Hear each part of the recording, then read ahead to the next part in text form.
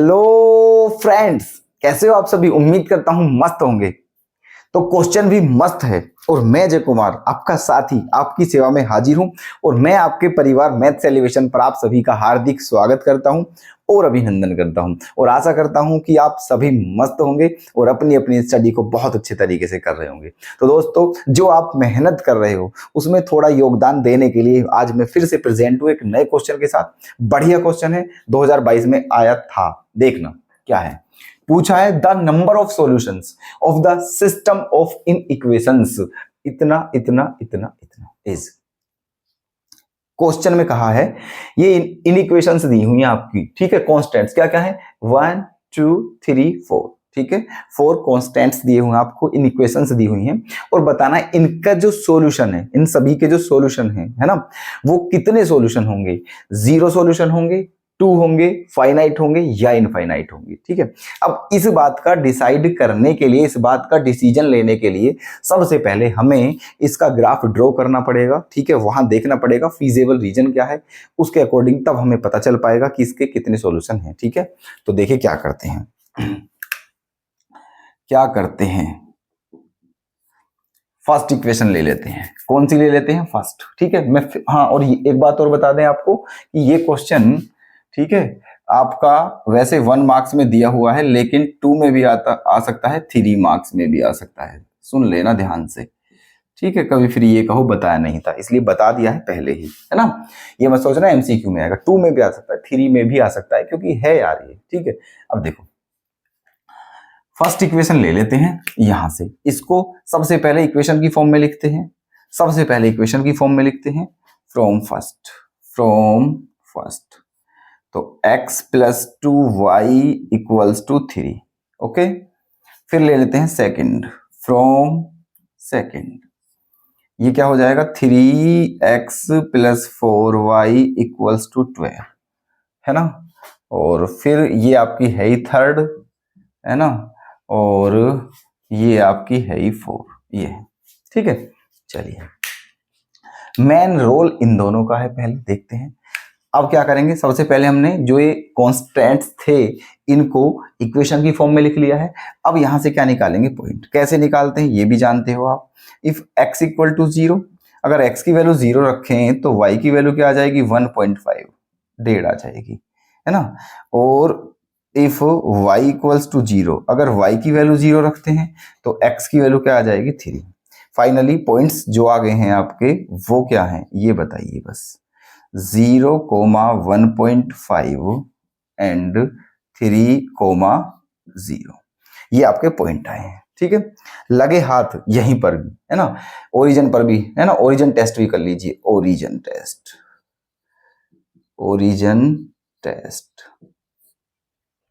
तो origin test यहां से करेंगे तो क्या हो जाएगा, 0 प्लस 0, 0 प्लस 0 ये है ना। तो ये आ जाएगा आपका ये, तो ये आपका क्या है, ट्रू है। क्या है ये, ट्रू, क्योंकि 0 3 के इक्वल होता है नहीं, लेकिन 0 3 से छोटा होता है, ठीक है। तो ये ओरिजिन पे आपका ट्रू है। अब यहां देखते हैं इसको, अब इसको देखते हैं, ठीक है। यहां पर इसमें पॉइंट निकालिए सबसे पहले। इफ x इक्वल टू 0, अगर x की वैल्यू 0 रखें तो y की वैल्यू क्या आ जाएगी, 3।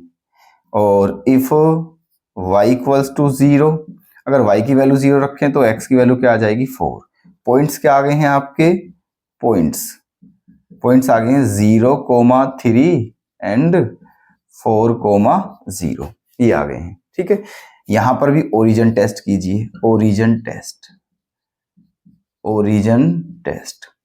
तो 0 plus 0 greater than equals to 12, तो 0 ग्रेटर देन इक्वल्स टू 12, तो ये दोस्तों फॉल्स है आपका, क्योंकि 0 ना तो 12 के बराबर होता है और ना ही 12 से बड़ा होता है, ठीक है। तो ये फॉल्स है, ये ट्रू है, ये फॉल्स है, ठीक है।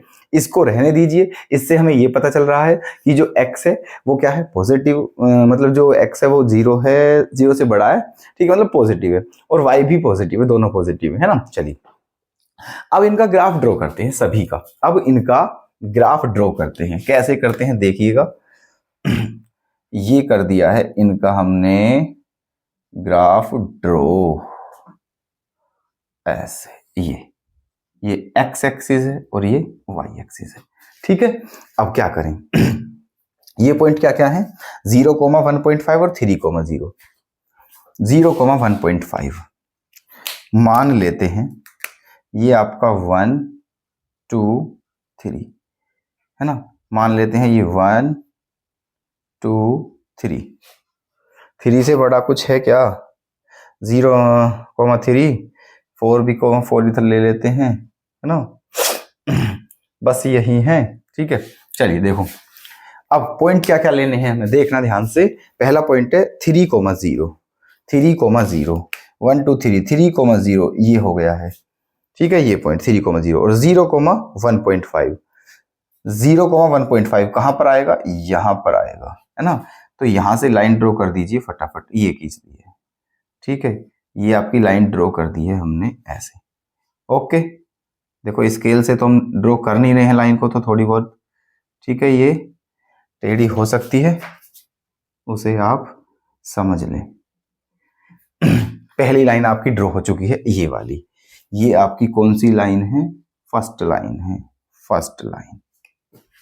अब ये वाली सेकंड वाली, ये क्या है आपकी किस किस पॉइंट से 0, 3 और 4, 0, 0, 3, 0, 3, 0, 3, 1 2 3 यहां पर होगा है ना, और 4, 0 वो कहां पर होगा यहां पर होगा। ठीक है, 0, 3 और 4, 0 इसको ड्रॉ कर दीजिए यहां पर है ना, इसको यहां पर ऐसे ड्रॉ कर दीजिए आप ये। ओके, तो ये आपकी कौन सी लाइन हो चुकी है, ये आपकी सेकंड लाइन हो चुकी है और ये आपकी फर्स्ट लाइन थी, ये आपकी सेकंड लाइन। ओके ना, अब क्या है y इक्वल्स टू 1, यहां से अगर इसको इक्वेशन की फॉर्म में लिखें तो y इक्वल्स टू 1 हो जाएगा, y इक्वल्स टू 1 यहां पर। तो ये कैसे ड्रॉ होगी आपकी, ये कैसे ड्रॉ होगी, ये होगी आपकी ऐसे ड्रॉ, ऐसे ये हो गई है आपकी y इक्वल्स टू 1। ठीक है, तो इस तरह से कितनी लाइनें आ गई हैं, ये 3 है ना। अब देखते हैं फीजेबल रीजन, देखते हैं फीजेबल रीजन क्या है। ठीक है, फीजेबल रीजन जो फर्स्ट लाइन है उसमें वो क्या है ओरिजिन पे ट्रू है, तो जो शेड होगा उसके ओरिजिन की तरफ होगा।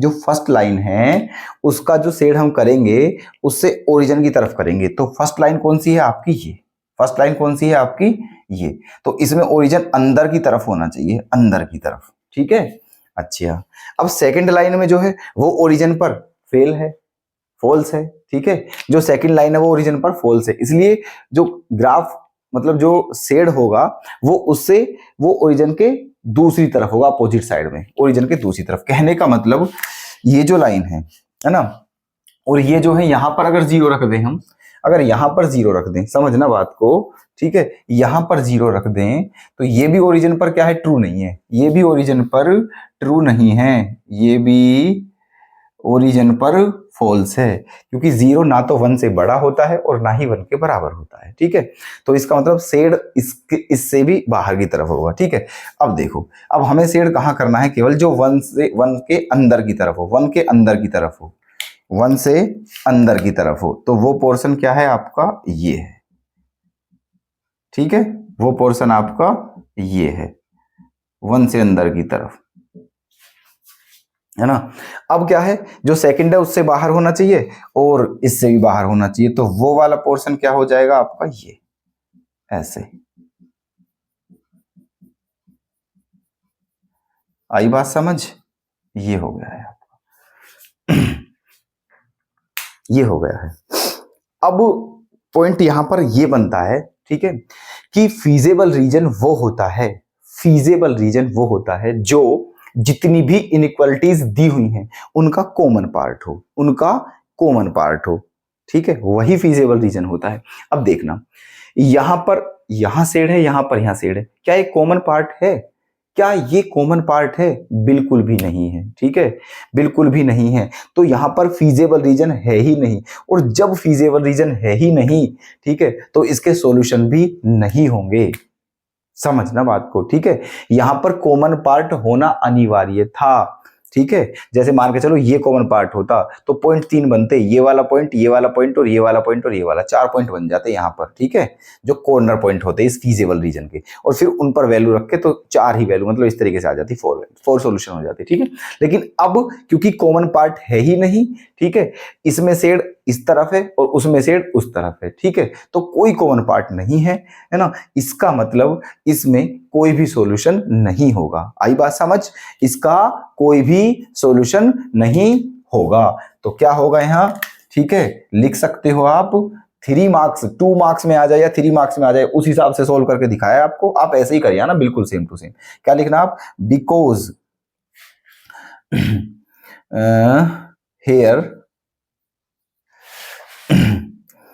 here is not feasible region,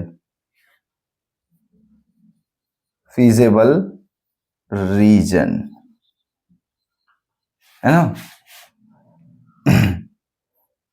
here is not feasible region because, है ना, no common part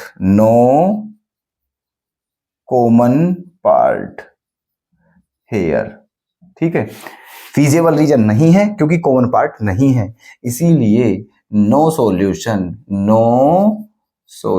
कोई सॉल्यूशन नहीं होगा, कोई भी सॉल्यूशन नहीं होगा, ठीक है। इसका मतलब कितने सॉल्यूशन होंगे, 0 सॉल्यूशन होंगे, 0, एक भी सॉल्यूशन नहीं है, 0 सॉल्यूशन। क्या कहते हो इस सॉल्यूशन के बारे में, क्लियर है, मजा आया क्वेश्चन में, ठीक है। अगर अभी भी कोई डाउट हो तो आप कमेंट करके बता दीजिएगा। धन्यवाद।